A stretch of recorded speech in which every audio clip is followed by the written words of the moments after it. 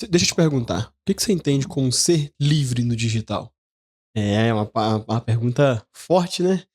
Eu, por muitos anos, achei que para ficar livre no digital, eu tinha que ter um faturamento alto. Bater ali meus 50 mil mês de faturamento que eu estaria livre. E lê do engano, né? Dependendo do modelo de negócio que você atua, assim como o meu que é prestação de serviço, para eu chegar aos 50 mil mês, eu tinha que ter praticamente 35 clientes. E onde que você é livre tendo 35 clientes? Tendo que ter equipe, tendo que entregar resultados para esses clientes, tendo que ser uma pessoa que você não é, tendo que se sacrificar dias, noites e finais de semana para entregar resultados. Como que isso é ser livre? Né? Então, eu, dentro desse modelo, dentro todas dessas questões que eu entendi, eu passei por muitos altos e baixos para entender o que é ser livre dentro do digital. E assim, o momento que pegou, né, foi quando eu quase desisti do marketing digital. Eu achava que nada mais funcionava para mim. Por quê? Porque eu me comparava demais. Eu queria ser o primeiro do mercado, eu queria ser o cara mais foda, eu queria ser o cara que, tipo assim, dominava lançamentos, era o maior dono de agência de tráfego. Eu queria competir com players que já estão no mercado há muito tempo. Queria entrar numa corrida de tipo assim, eu vou montar uma agência de tráfego para ganhar da V4, por exemplo. E cara, sabe uma coisa? Isso quase surtei, né? E aí você fica pensando assim, será que é para mim mesmo o digital? Será que o digital é para mim mesmo? Será que essa vida é o que eu quero, é o que eu sonho, é o que eu desejo?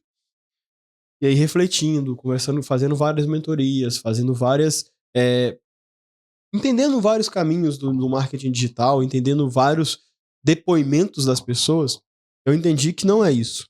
É, E aí eu comecei a, de fato, a buscar a minha liberdade, a buscar o meu livre, né? E aí, a primeira coisa que eu fiz foi organizar a casa. Então, faturamentos, clientes e funcionários, eu ajustei dentro do meu organograma de empresa, dentro do meu contexto, algo que eu conseguisse ter faturamento legal, um lucro legal, porque faturamento também é diferente de lucro, e poucos funcionários e, de preferência, não muitos clientes. Marido, você é doido, você não vai ter muitos clientes? Cara, eu tenho alguns clientes, mas a ideia não é essa. A ideia é que eu queira, como eu decidi ser livre, eu precisava produzir conteúdos, eu preciso me estar aqui no YouTube e no Substack. O Instagram ainda, eu tô receoso de ir, né? Mas a gente sabe que lá é uma máquina de vendas, então quando o info estiver pronto, talvez eu vá produzir conteúdos para lá também. Mas a ideia central é o seguinte: como que eu entendi o jogo e estou começando a jogá-lo, né? Eu não vou falar que eu zerei o game também. Não vou falar que agora, Mário, entendi o jogo e agora as coisas vão dar certo. Agora é a parte mais difícil. Antes a gente ficava, principalmente se você tá me acompanhando, tá vindo na sequência aí, você vê muitas pessoas falando também de você é seu próprio nicho. Você é a sua história, você é tudo, você tem que contar a sua história. Cara, beleza, eu entendi o meu nicho. Eu entendi pra onde que eu vou. Só que agora é a parte mais difícil, cara, é produzir conteúdo em cima disso e fazer com que isso fique na cabeça das pessoas.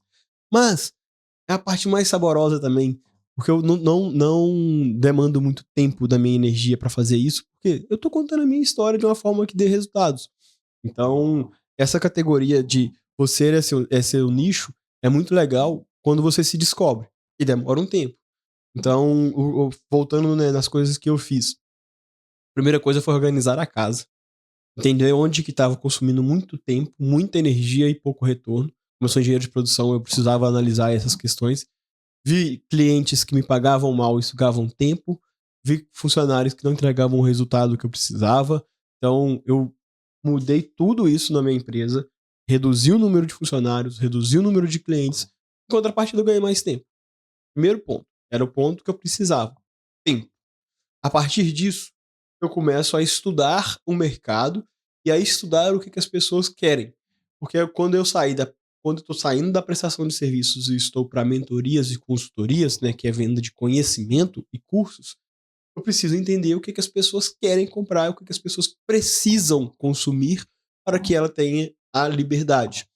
E aí, dentro desse é, mecanismo todo, tem 6 meses que eu estou estudando todos os dias, vendo vídeos, estudando conteúdos, entendendo o que o pessoal tem feito, entrando nos comentários e vendo o que as pessoas estão comentando, tô entendendo onde que eu acho o meu lugar no mercado que eu possa ser único. Por quê? Porque lendo alguns livros, e principalmente esse daqui é o que eu achei o mais fenomenal, é o seguinte: quando você é líder em algo, você é conhecido. Então, se você quiser estar no marketing, assim como eu falei, nos lançamentos, queria ser o número um. Cara, o número um, quem é o número um em lançamentos hoje? Érico Rocha. Para eu bater isso daí, possível. Qual que é a maior agência de tráfego do Brasil? V4. Quem é o maior palestrante, né, mentor, coach de tráfego pago no Brasil? Pedro Sobral. Cara, impossível eu competir com esses caras hoje por tempo financeiro e tudo mais. Então, onde que eu vou me encaixar? Quando você fala de on-person business, vem duas pessoas na sua cabeça. O Elton, que criou, e o empreendedor solo que tá crescendo. Quando você fala de tempo de vida, quem que vem na sua cabeça? O Pinho. Né? Se você é um cara que tá nesse meio, você entende esses caras. Então, onde que eu entro? Onde que eu consigo trabalhar? Onde que eu entro nesse meio que já tem grandes players e que não sejam uma cópia do que eles fazem, não sejam uma cópia deles, né, para eu pegar uma pequena parcela, onde que de fato eu entro na grande mercado desses caras. É onde eu estou descobrindo a minha metodologia. Eles falam como produzir conteúdos e falam que você precisa produzir conteúdos para crescer no digital. Ponto 1. Falam de empreender solo. Ponto 2. Mas eles falam, tem que ter tempo, né, para não trabalhar 12 horas por dia e tudo mais.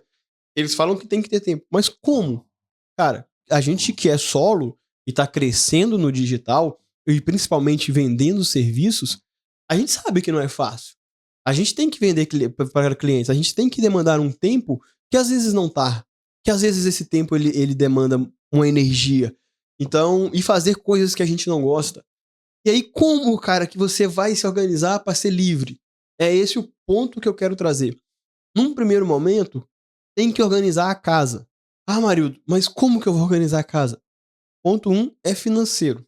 Cara, você tem que organizar o financeiro da sua empresa, da sua vida, para que o dinheiro ele te dê a liberdade de ter tempo para estudar e aprender o seu nicho.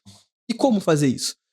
Cara, eu vou dar uns exemplos aqui do meu nicho, né? Eu tinha agência, então eu sei implementar CRM e hoje é uma demanda altíssima no mercado. Todo mundo quer ter um CRM implementado na sua agência.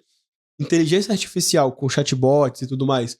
Já tem. Eu não aprendi a configurar NTN e entre outras coisas. Eu estudei sobre, mas eu falei, cara, isso aqui não é para mim. Até que eu esperei alguém lançar algumas plataformas onde eu possa implementar ali e só ensinar as IAs. Vender agentes de IAs também tá um mercado hypado aí. Se você construir um agente legal, as pessoas compram ele.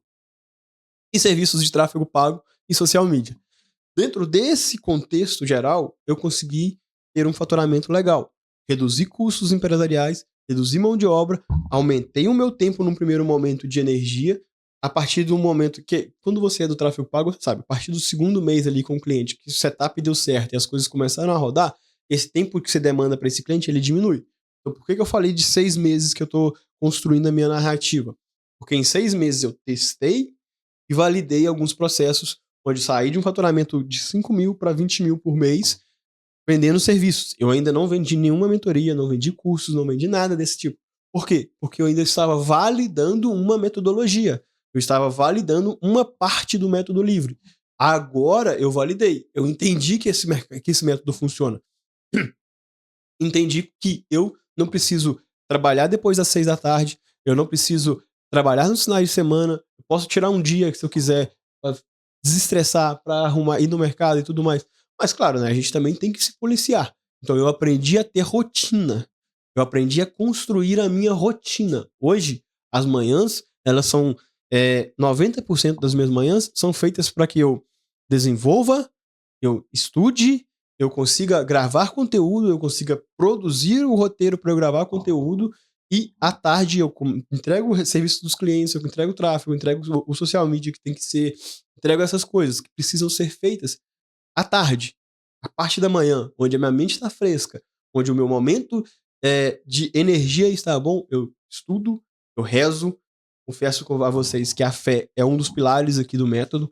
Então, se você não tem fé, eu recomendo que comece a entender um pouco mais. Quando eu fiquei 7 anos afastado da igreja.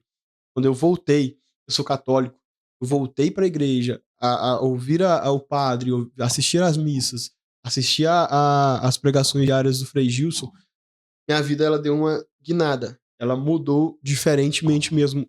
E não foi resultados financeiros. Foi isso aqui, ó. Foi mental. Foi controlar a ansiedade das coisas terem que dar certo rápido. Foi saber que as coisas têm um tempo que precisa amadurecer. Foi saber que cada semente que você planta, ela não vai dar frutos em um dia. Elas podem demorar até anos para que a árvore cresça, floresça e dê frutos. Você precisa ter calma, paciência. Entregar algo não é necessariamente se matar. É isso que eu estou entendendo como o meu método livre. É isso que eu estou construindo. E, dentro disso, se você precisa ser líder, quer dizer que seu produto tem que ser o melhor? Quer dizer que seu produto ele tem que ser algo único? Cara, às vezes não. Às vezes ele é só um desmembramento de algo. Posso falar, o One Person Business é o modelo de vida que eu pretendo seguir por muito tempo, mas se eu ficar aqui agora falando de One Person Business pra vocês, eu vou falar mais um que tá falando aí. Então eu tive que entender o método, entender onde eu me categorizava ali, aí é a segunda lei do marketing. Então se categoriza em uma coisa diferente, né? Se eles falam que o One Person Business é o mundo ideal, venha na subcategoria onde você talvez não precise vender mais, mas você pode trazer algo diferente, né? Vou dar um exemplo aqui que no próprio livro fala da Heineken nos Estados Unidos. Quando a Heineken chegou, ela tornou-se a cerveja cara importada mais consumida dos Estados Unidos. Como que alguém conseguiria competir nesse mercado de cerveja? Aí veio as cervejas artesanais. Entende que a categoria cerveja ela tá aqui, mas você consegue subcategorizar em cervejas artesanais, IPA, Pale Ale, enfim, outros tipos de categorias, e você pode ser o maior dessa categoria. Então eu estou trazendo um método livre exatamente para isso, para eu ser o maior numa categoria onde ninguém está olhando, onde quando todo mundo está falando para você produzir conteúdo com conteúdo e ser solo no seu empreendimento, eu venho trazer uma rotina para organização. Eu venho trazer um método onde eu apliquei e deu certo. E é isso que eu quero construir aqui dentro desse canal do YouTube. E aí os próximos vídeos vão ser mais explicando um pouco mais sobre esse método.